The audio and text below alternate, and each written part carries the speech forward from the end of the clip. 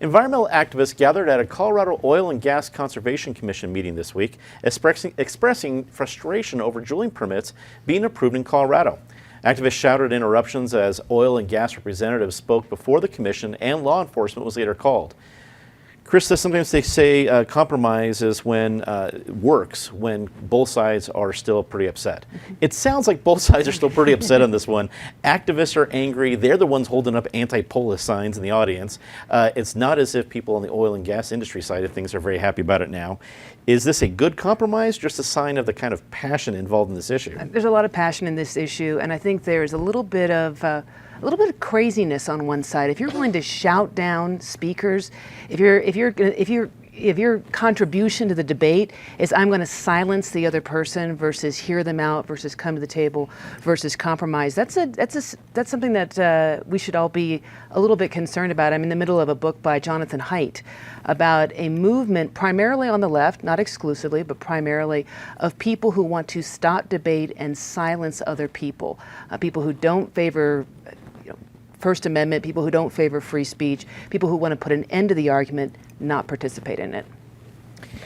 Eric, when you see something like this, does it feel to you more of like a flash in the pan incident, or do you think Colorado officials are going to have to do something about the energy on both sides coming to bear at 10 years, even 15 years ago, it'd be a very banal meeting that nobody would be talking about, let alone us?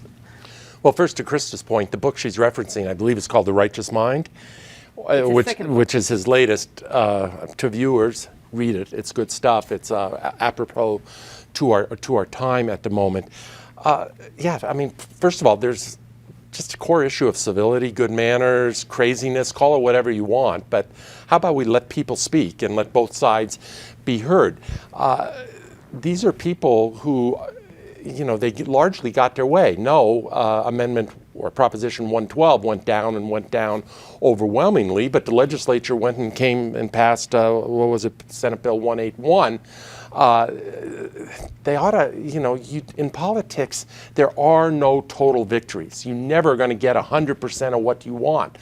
But Senate Bill 181 sort of stacked the deck compared to where it had been, way in favor of health and safety concerns, way against the industry.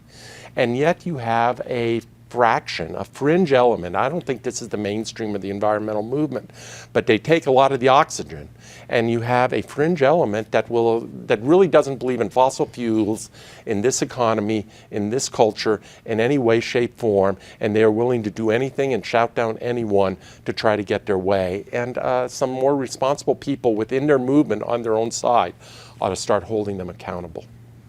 Anna, how powerful is this vocal contingent when it comes to lawmakers? Is there going to be more pressure to do more work besides Senate Bill 181?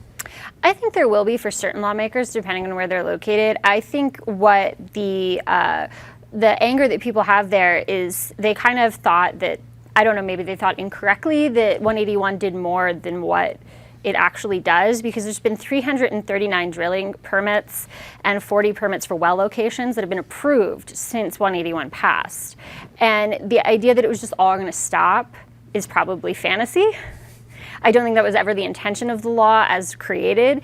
And I think there is a group of people who are deeply upset, as Eric said, about that fact. I think we'll definitely hear more because there will be progressives pushing for more. I do think that when Polis signed this law, he said the oil and gas wars that have enveloped our state are over and the winners are all of us. And I kind of feel like that's his mission accomplished moment. Yes, I wholeheartedly, when you said that, the banner right on the battleship was just waving in my head. That's very well said, Anna. Patty, this is going to get worse before it gets better, won't it? Yes, but that's a tradition of all activism on both sides. When you look at the Western Conservative Summit, for example, the people who got the attention were the wackos on the right. Here you're getting people on the far left who are getting more attention. Happened at the GEO protest 2 weeks ago when the flags came down. So we remember that protests often will go, the people will pay attention to the loudest people. But there also is still good work being done.